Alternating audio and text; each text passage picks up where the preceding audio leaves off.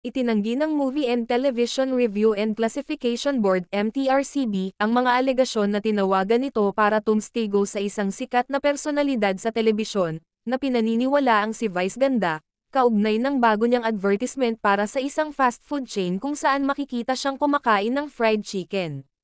Kumalat sa social media ang mga tsismis tungkol sa It's Showtime host na ipinatawag ng regulatory board, matapos sabihin ng isang satire account sa X dating Twitter, na hindi katanggap-tanggap sa ahensya ng gobyerno ang paraan ng pagkain ni Vice Ganda ng fried chicken sa commercial ng fast food.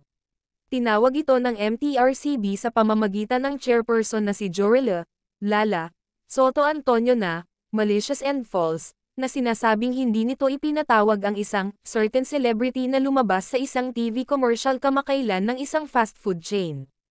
Sa digital age na ito, mahalagang i-verify ang balita at maging maingat sa mga mapagkukunan ng impormasyon bago ibahagi. Ang insidenteng ito ay binibigyang diin ang kahalagahan ng media literacy at kritikal na pag-iisip, ang kanilang pahayag ay binasa.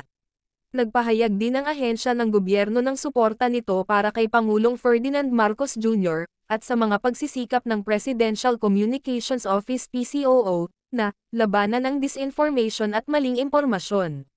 Naniniwala kami na dapat nating wakasan ang panahon ng fake news at hayaang manig ang katotohanan, dagdag ng MTRCB.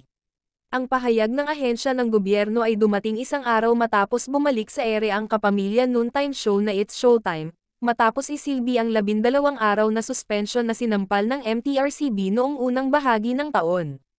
Wala pang pahayag si Vice Ganda na tumutugon sa mga claim, habang sinusulat ito.